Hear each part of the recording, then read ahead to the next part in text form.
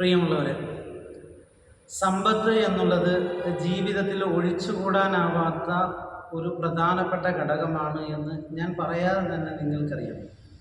പക്ഷേ സമ്പന്നനാവുക, അല്ലെങ്കിൽ ഒരു കോടീശ്വരനാവുക, അല്ലെങ്കിൽ ഒരു മില്യനേഴ്സ് ആവുക എന്നൊക്കെ പറയുന്നത് എന്തോ ഒരു വലിയൊരു പാതകമായിട്ടാണ് സമൂഹം ചിത്രീകരിച്ചത്, അല്ലെങ്കിൽ സാമുദായികപരമായി പഠിപ്പിക്കപ്പെട്ടത്. ഒരു സംഹിതയും അങ്ങനെ ഒരു സമ്പത്തിലൂടെ മനുഷ്യന് ഏതെങ്കിലും തകർച്ച ഉണ്ടാകുമെന്നോ പരാജയം ഉണ്ടാകുമെന്നോ പഠിപ്പിക്കുന്നില്ല.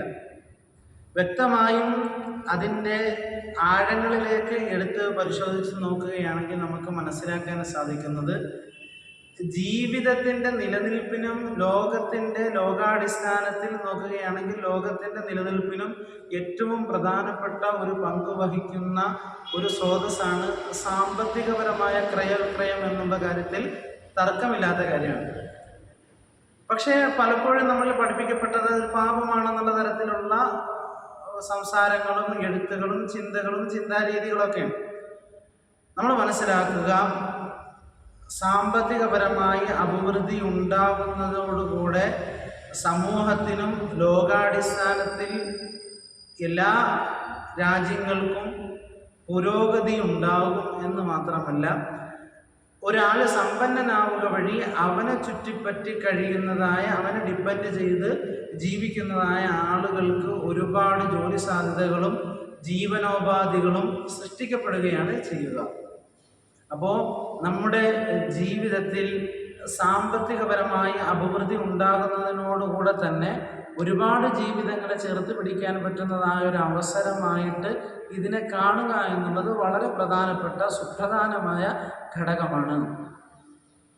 ഇനി എടുത്ത് പരിശോധിച്ച് നോക്കിയാൽ ഇസ്ലാമിക വീക്ഷണത്തിൽ ഈ സാമ്പത്തികപരമായ ഉയർച്ചകളെ അല്ലെങ്കിൽ സമ്പന്നരെ എടുത്ത് പരിശോധിച്ച് നോക്കിയാൽ ഇസ്ലാമിക ആവിർഭാവത്തിൽ തന്നെ അബൂബക്കർ സിദ്ദീഖ്, ഉസ്മാൻ ഇബ്നു അഫ്ഫാൻ, അബ്ദുറഹ്മാൻ ഇബ്നു ഔഫ്, ഖദീജത്തുൽ കുബ്ര റളിയല്ലാഹു അൻഹും ഇവരുടെയൊക്കെ സമ്പത്ത് ഇസ്ലാമിന് വളരെ വലിയ രീതിയിൽ ഉപകാരം ചെയ്തിട്ടുണ്ട്.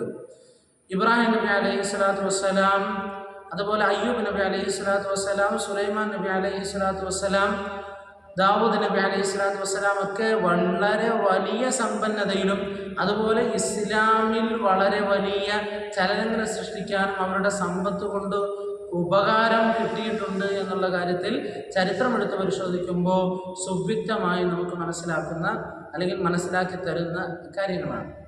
ഏതൊരു വിശ്വാസ സംഹിതയും നമ്മളെ ആ തരത്തിലുള്ളതായ പ്രവണതകളിൽ നിന്ന് പിന്തിരിപ്പിക്കുന്നുണ്ട്. ഏതൊരു ആരാധനാലയമാണെങ്കിലും ഏതൊരു മതപരമായ സ്ഥാപനങ്ങളാണെങ്കിലും അവിടെ അവരുടെ പ്രവർത്തനങ്ങൾ നടത്തണമെങ്കിൽ സമ്പത്തിന് വളരെ വലിയ ഒരു പങ്കുണ്ട്. ഒരു ആരാധനാലയം പണിയണമെങ്കിൽ സമ്പത്ത് വളരെ അത്യാവശ്യമാണ്. അത് ആർക്കും നിരാകരിക്കാൻ പറ്റാത്തൊരു സാഹചര്യമല്ലേ, ഒരു വസ്തുതയല്ലേ. നമ്മൾ മനസ്സിലാക്കേണ്ടത്, സമ്പത്ത് കൊണ്ട് ഒരിക്കലും ഒരാൾക്കും ഒരു പരാജയം ഉണ്ടായിട്ടില്ല, ഉയർച്ച മാത്രമാണ്. പിന്നെ സമ്പന്നരെ കുറ്റപ്പെടുത്തുന്നത് ഈ സമ്പന്നരല്ലാത്ത, അല്ലെങ്കിൽ ജീവിതത്തിൽ ഒരു ഫീൽഡിൽ ഇറങ്ങി കളിക്കാൻ കഴിയാത്ത മടിയന്മാരായ ആളുകളാണ് ഈ സമ്പന്നരെ കുറ്റപ്പെടുത്തുന്നത്. ഒരിക്കലും സമ്പത്ത് എന്നുള്ളത് അഭിവൃദ്ധിക്ക് വിഘാതമല്ല എന്ന് ഞാൻ പറഞ്ഞു. നമ്മുടെ ശതകോടീശ്വരന്മാരിൽ ഏറ്റവും പ്രധാനപ്പെട്ട ഒരാളാണ് യൂസുഫ് അലി, എം എ യൂസുഫ് അലി. അദ്ദേഹം കേരളത്തിന് അല്ലെങ്കിൽ ലോകാടിസ്ഥാനത്തിൽ ചെയ്യുന്നതായ ചാരിറ്റികൾക്ക് എണ്ണമില്ലാത്ത, ക്ലിപ്തപ്പെടുത്താൻ പറ്റാത്ത തരത്തിലുള്ളതായ ചാരിറ്റികൾ അദ്ദേഹം ചെയ്യുന്നുണ്ട്.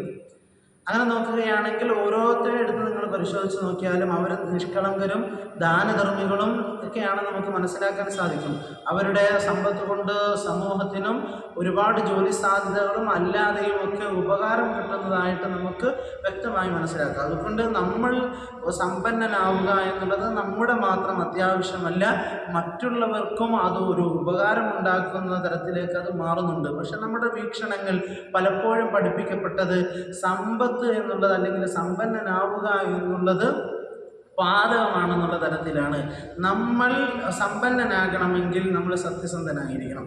ഒരു സമ്പന്നനെ നിങ്ങളെടുത്ത് പരിശോധിച്ച് നോക്കിയാൽ അവൻ സത്യസന്ധനായിരിക്കും, അവൻ നിഷ്കളങ്കനായിരിക്കും, അവൻ ദൈവവിശ്വാസിയായിരിക്കും. ഇത്തരത്തിലുള്ള പല ക്വാളിറ്റികൾ അവരിൽ സമ്മേളിക്കുമ്പോഴാണ് അവൻ യഥാർത്ഥത്തിൽ നല്ല ഒരു പൈതൃകത്തിൻ്റെ സ്വഭാവത്തിലേക്ക് എത്തുകയും അവർ സമൂഹത്തിനും സമുദായത്തിനും ഉത്തമമായ ഒരു ഉപകാരപ്പെടുന്നതായ കാര്യത്തിൽ അവർക്ക് ഇൻവോൾവ് ആകാനും ചെയ്യാൻ പറ്റുമോ എന്നുള്ളത് വളരെ പ്രധാനപ്പെട്ട കാര്യമാണ്. അപ്പോൾ സമ്പന്നനാവുക, സമ്പത്ത് ഉണ്ടാക്കുക എന്നുള്ളത് ഒരിക്കലും ഒരു ബാധകമായ കാര്യമല്ല. പക്ഷേ ഇത് പറയുമ്പോൾ ഈ പാവപ്പെട്ട അധസ്ഥിതരായ ആളുകളെ, ദരിദ്രരായ ആളുകളെ കുറ്റപ്പെടുത്തുന്നു എന്ന് കരുതരുത്. അങ്ങനെ കരുതി പോകരുത്. എല്ലാവരും ജീവിതത്തിൻ്റെ തുടക്കം എന്നുള്ളത്, തുടക്കവും അതിൻ്റെ ബാല്യവും അതിൻ്റെ യൗവനവും ഒക്കെ കടന്നു വരുന്നത് ഒരേ രീതിയിലാണ്. പക്ഷെ അവൻ്റെ ചിന്താരീതികളും അവനെ വളർത്തിയെടുത്തതായ അവൻ്റെ ചിന്താരീതികളിലൂടെ അവൻ സാംശീകരിച്ച കാര്യങ്ങളൊക്കെ അവനെ സമ്പന്നനോ ദരിദ്രനോ ആക്കുന്നു എന്നുള്ളത് വളരെ സുവ്യക്തമായ കാര്യമാണ്. അതുകൊണ്ട് ഓരോരുത്തരുടെ ചിന്താരീതിയെ മാറ്റിക്കൊണ്ട് നല്ല രീതിയിലുള്ളതായ ഒരു പുലരിക്ക് വേണ്ടി, നല്ലൊരു സമ്പന്നനാകുന്നതിന് വേണ്ടിയുള്ളതായ പരിശ്രമങ്ങൾ ഇന്നേ തുടങ്ങുക. സമ്പന്നത എന്ന് പറയുന്നത് ഒരു പാതകമല്ല എന്ന് മനസ്സിലാക്കുക. എല്ലാ രീതിയിലും എല്ലാ രാജ്യങ്ങൾക്കും, വികസിത രാജ്യങ്ങൾക്കുൾപ്പെടെ പുരോഗതി ഉണ്ടാകുന്നതിന് ഏറ്റവും നിദാനമായ കാര്യം ഉണ്ടാക്കിയെടുക്കുന്നത് സമ്പത്താണ്.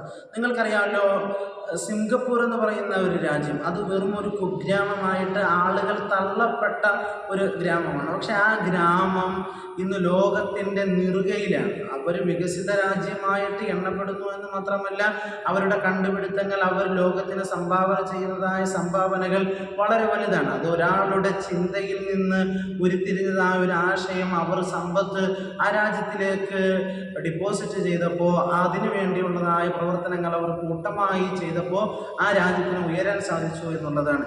അപ്പോൾ ഏതൊരു രാജ്യത്തിനാണെങ്കിലും ഏതൊരു നാടിനാണെങ്കിലും ഉപകരിക്കുന്നതായ ഏറ്റവും പ്രധാനപ്പെട്ട ഒരു കാര്യമാണ് സമ്പത്ത് എന്നുള്ളത് കാര്യത്തിൽ ആർക്കും തർക്കമില്ലാത്ത കാര്യമാണ്.